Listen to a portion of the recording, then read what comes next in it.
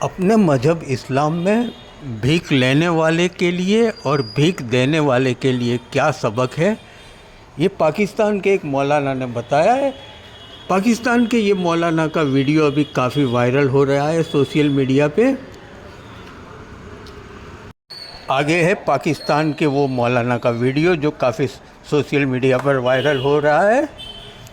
شہر احمد آباد کی اپنے بات کریں بھکاریوں کے لیے، تو جوہا پورہ میں دیکھیں تو امبر ٹاور کے پاس میں رات کو 4-4:30 بجے کے قریب میں بھکاری لوگ اسپیشل رکشہ میں آتے ہیں۔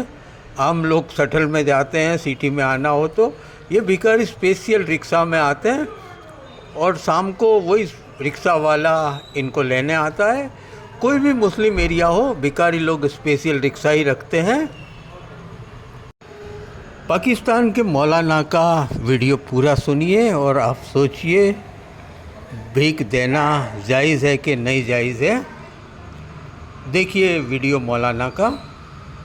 تو خدا را کسی بھی پیشاور بھکاری کو نہ دیں، قیامت کے دن آپ سے سوال ہوگا کہ وہ تو جہنم میں گر رہا تھا، تو نے اس کو مزید دھکا کیوں دیا جہنم میں جانے کے لیے؟ اور بھیک مانگنے کی کس کو اجازت ہے؟ علماء واضح طور پر ارشاد فرماتے ہیں جس کے پاس اگلے وقت کا کھانا نہ ہو وہ بھیک مانگ سکتا ہے، بس جس کے پاس اگلے وقت کا 2 روٹی ہے وہ بھی کسی کے سامنے ہاتھ نہیں پھیلا سکتا۔ تو یہ جو روڈوں پہ ہمیں نظر آتے ہیں ان کے پاس تو 6 مہینے کا راشن ہوتا ہے، ان کو کبھی بھی 1 روپیہ بھی نہ دیں۔ آپ اگر گناہ پہ معاون بنیں گے، قرآن میں آ گیا کہ گناہ پر ایک دوسرے کی مدد نہ کرو اور نیکی کے کاموں میں ایک دوسرے کی مدد کرو۔ ہم بعضوں کا بیچارہ کیا کرے گا، اس کو دے دیتا ہوں۔ بھائی تم دے رہے ہو تو تمہیں کراچی میں اتنے بھکاری نظر آتے ہیں، تمہیں دبئی میں نظر نہیں آئیں گے، تمہیں باہر ممالک میں نظر نہیں آئیں گے، تو کیا وہاں پہ بھکاریوں کو بھیک نہیں ملتی تو وہ مر جاتے ہیں؟ نہیں، وہ مرتے نہیں ہیں، وہ کام کرتے ہیں۔ اور ہم نے یہاں پہ سگنلوں پہ اپنے توہمات کی وجہ سے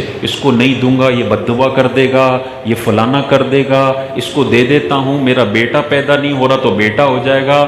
بھائی یہ گناہ میں مدد کی جا رہی ہے، اس کا صرف وبال آئے گا تم پر، اس کی کبھی برکت نہیں آ سکتی۔ تم پیشاور بھکاریوں کو دے کے انہیں جہنم کے قریب کر رہے ہو، تو گناہ میں کبھی کسی کی معاونت نہ کریں۔ یہ پیسہ دینے والا بندہ بھی میدان محشر میں ذلیل و رسوا ہوگا کہ اللہ کہے گا کہ مسلم سوسائٹی کو میں نے حکم دیا تھا کہ تم بھیک نہ مانگو، اپنی عزتیں ادھر رکھو۔ لوگ اپنی عزتیں نیلام کر رہے تھے اور تم بھیک دے دے کے ان کی عزتیں خرید رہے تھے۔ تم نے لوگوں کو ذلیل و رسوائی پر مجبور کیا، تم بھیک نہ دیتے یہ سارے کام کرنے لگ جاتے۔ تم نے اس کلچر کو بڑھاوا دیا ہے، یہ میدان معاشر میں ہم سے سوال ہوگا۔ ہم لاکھ دفعہ چیخ چیخ کے منع کرتے ہیں، اس کے باوجود بھی لوگ پتہ نہیں کن توہمات کا شکار ہیں کہ ان کو دیے جا رہے ہیں، اور ان کی انڈسٹری دن بدن پروان چڑھتی جا رہی ہے۔ حضور کی بارگاہ میں ایک انصاری صحابی آئے اور حضور سے سوال کر لیا، مانگ لیا، تو حضور علیہ السلام نے ان سے فرمایا کہ تمہارے گھر میں کوئی چیز نہیں ہے؟ تو صحابی رسول نے فرمایا یا رسول اللہ صرف 2 چیزیں ہیں گھر کے اندر، ایک پیالہ ہے اور دوسرا ایک چادر ہے جو میں سوتے وقت اوڑھتا ہوں، بس یہ 2 چیزیں ہیں۔ حضور نے مانگنے کو کس قدر ناپسند فرمایا۔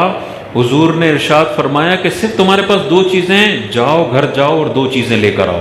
وہ صحابی گئے گھر پر، ایک پیالہ اور ایک موٹی چادر لے کر آئے، حضور کو دی۔ حضور علیہ السلام کھڑے ہوئے اور صحابہ کو فرمایا کون ہے جو یہ 2 چیزیں مجھ سے خرید لے؟ تو ایک صحابی کھڑے ہوئے، یا رسول اللہ میں 1 درہم کے بدلے یہ خریدتا ہوں۔ تو حضور نے ارشاد فرمایا کوئی اور ہے جو اس سے زیادہ ریٹ لگائے؟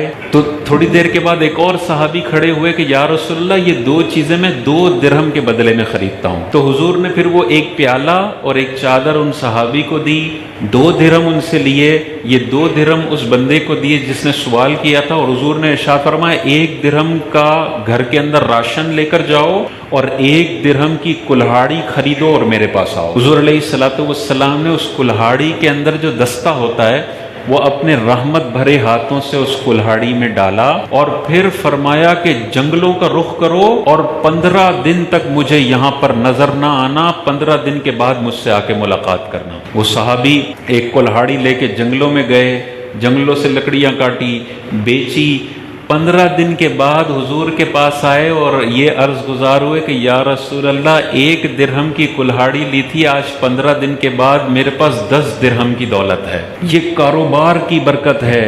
एक मांगने वाले को हुजूर ने फरमाया कि सारा घर का बेच दो, सिफर पे आ जाओ, लेकिन मांगो नहीं, तुम कारोबार करो। वो 1 दिरहम की कुल्हाड़ी से 15 दिनों में 10 गुना इन्वेस्टमेंट हो गई। जिसके घर में सिर्फ 1 प्याले का टुकड़ा हो, हुजूर उसको भी फरमाते हैं मांगो नहीं, बेचो पूरा घर।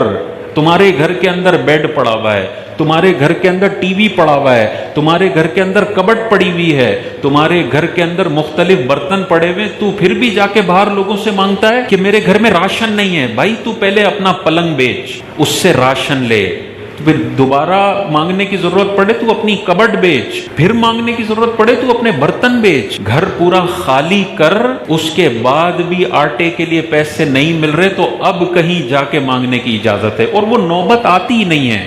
जो अपना सब कुछ बेच कर भी भीख मांगने को इग्नोर करे ना, अल्लाह ताला उससे कभी भी मायूस नहीं फरमाता है। वो थोड़ी सी इग्नोर करने की कोशिश करे, अल्लाह ताला उसके रिस्क में फरावानी फरमा देता है। और जो लालची इंसान हो, मैं क्यों अपना पलंग बेचूं, मैं क्यों अपने बर्तन बेचूं, मैं क्यों अपना बटन वाला मोबाइल बेचूं। बटन वाला मोबाइल मौसूफ ने रखा हुआ है और फोन पे बोल रहे हैं ज़कात दे दो मुझे क्योंकि खाना नहीं है।